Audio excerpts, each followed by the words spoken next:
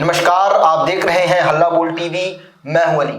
पटना के सदाकत आश्रम में कांग्रेस के अध्यक्ष और प्रभारी के खिलाफ प्रदर्शन चल रहा था, जिसके बीच में पप्पू यादव आए और वो जमीन पर बैठ गए, जिस पर कांग्रेसियों ने कहा आपने गुनाह किया है। क्या है पूरा मामला, इस पर विस्तार से जानकारी देने के लिए हमारे साथ मौजूद है हल्ला बोल टीवी के संपादक दीपक शर्मा।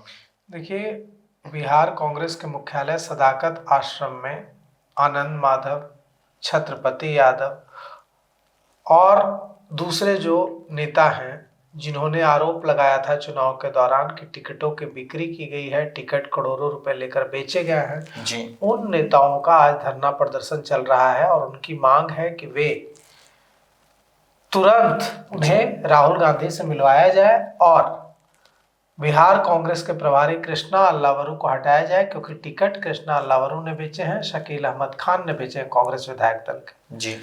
बिहार कांग्रेस अध्यक्ष राजेश राम पर टिकट बेचने का वे आरोप नहीं लगा रहे हैं, वे उन पर चुप रहने का आरोप लगा रहे हैं। जी। वे उन पर यह आरोप लगा रहे हैं कि जब टिकट प्रभारी बेच रहे थे तब वे चुप क्यों थे, इसलिए वे अध्यक्ष को भी बदलने की मांग कर रहे हैं। अब सभी लोग वहां कांग्रेस के जो नाराज कार्यकर्ता नेता हैं वे लोग विरोध प्रदर्शन कर रहे हैं, धरना दे रहे हैं। वोट टिकट चोर गद्दी छोड़कर की तख्तियां लेकर बैठे हुए हैं। अब इस दौरान वहां उन्हें मनाने पूर्णिया के निर्दलीय सांसद पप्पू यादव पहुंच गए और जमीन पर बैठ गए और उन्हें मनाने की कोशिश करने लगे। लेकिन जो वहां धरना प्रदर्शन कर रहे कांग्रेस के नेता कार्यकर्ता थे, वे लोग पप्पू यादव से ही उलझ गए और कहा पप्पू यादव को कि आपने गुनाह किया है। जितना दोषी बिहार कांग्रेस के प्रभारी कृष्णा अल्लावरू और राजेश राम है, शकील अहमद खान है, उतने ही दोषी आप हैं, उतने ही दोषी अखिलेश सिंह हैं, जो राज्यसभा सांसद हैं और बिहार कांग्रेस के पूर्व अध्यक्ष हैं। इन लोगों ने पूछा कि टिकटें गलत लोगों को दी गई, आपने भी टिकट गलत लोगों को दिलवाया, और आज देखिए पार्टी की क्या हालत है। आज पार्टी 6 सीटों पर सिमट गई है, 6 विधायकों के साथ सिमट गई है।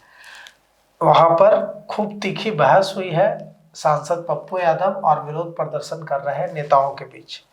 आज पटना में कांग्रेस ऑफिस में खूब नारेबाजी हुई है, बवाल मचा हुआ है। वहां जो प्रदर्शनकारी हैं आनंद माधव, उनमें है एआईसीसी सदस्य हैं आनंद माधव, बिहार कांग्रेस के प्रदेश प्रवक्ता रहे हैं और बाकी नेता हैं। नागेंद्र पासवान विकल भी हैं, छत्रपति यादव भी हैं, दूसरे भी नेता हैं।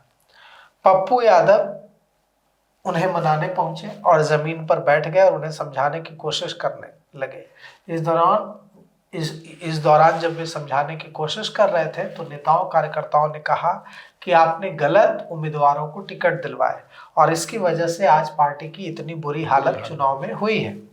कार्यकर्ताओं ने कहा कि कृष्णा अल्लावरू और राजेश राम जितने दोषी हैं उतने ही दोषी आप हैं और उतने ही दोषी अखिलेश सिंह भी हैं। बिहार विधानसभा चुनाव में कांग्रेस की बहुत बुरी हार हुई है। बिल्कुल 19 सीटों वाली पार्टी, जो 2020 में 19 सीटों वाली पार्टी थी, वह पार्टी 19 विधायकों वाली पार्टी 6 विधायकों वाली पार्टी बन गई है। एआईएमआईएम के 5 विधायक हैं और कांग्रेस के 6 विधायक हैं, मतलब एआईएमआईएम के बराबर खड़ी हो गई है कांग्रेस। इस दुर्गति की वजह जो आज धरना प्रदर्शन कर रहे नेता हैं वो इस दुर्गति की वजह कृष्णा अल्लावरू को मानते हैं, शकील अहमद को मानते हैं और राजेश राम पर चुप रहने का आरोप लगाते हैं। और वे राजेश राम पर टिकट बेचने का आरोप नहीं लगा रहे हैं, वे आरोप लगा रहे हैं कि जब कृष्णा अल्लावरू और शकील अहमद टिकट बेच रहे थे तब राजेश राम चुप थे। आज सदाकत आश्रम में धरना प्रदर्शन चल रहा है और कृष्णा अल्लावरू और प्रदेश कांग्रेस अध्यक्ष राजेश राम से इस्तीफे की मांग की जा रही है। टिकट बेचने का आरोप उन पर लगाया जा रहा है। कई सीटों पर पप्पू यादव के करीबी लोगों को टिकट दिया गया था, जिसमें एक है पूर्णिया का कस्बा विधानसभा क्षेत्र। पूर्णिया के कस्बा विधानसभा क्षेत्र से पूर्व मंत्री आफाक आलम का टिकट काटकर उनकी जगह पप्पू यादव के बेहद करीबी इरफान आलम को टिकट दिया गया। और सिर्फ एक सीट की बात नहीं है, कई सीटों पर यह हुआ है। कई सीटों पर पप्पू यादव के करीबी लोगों को टिकट दिया गया। मैंने कल आनंद माधव, नागेंद्र पासवान विकल, छत्रपति यादव हमारे दफ्तर आए थे परसों, जी हल्ला बोल टीवी के दफ्तर परसों आए थे छत्रपति यादव, पूर्व विधायक, आनंद माधव एआईसीसी सदस्य, और नागेंद्र पासवान विकल जो कि यूथ कांग्रेस के अध्यक्ष रहे हैं, पिछले 50 सालों से कांग्रेस में हैं। वे तीनों हल्ला बोल टीवी के दफ्तर आए थे और मुझसे खास बातचीत में तीनों ने कहा था कि कम से कम 6 से 7 टिकट पप्पू यादव के कहने पर कांग्रेस में बांटे गए और इन सभी सीटों पर कांग्रेस की बुरी हार हुई है। जी तो अब क्या पप्पू यादव इसकी जिम्मेवारी लेंगे?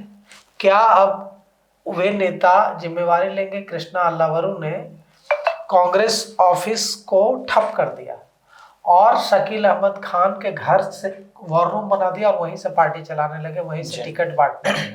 कांग्रेस ऑफिस में कुछ नहीं, कांग्रेस ऑफिस ठप। टिकट कहाँ बट रहा है? तो शकील अहमद खान के घर पर, कांग्रेस ऑफिस में नहीं बट रहा है। ऐसा क्यों? आज तक तो टिकट कांग्रेस ऑफिस में बटता था, ये शकील अहमद खान के घर को वॉर रूम बनाकर वहां से सारी चीजें की जाने लगी।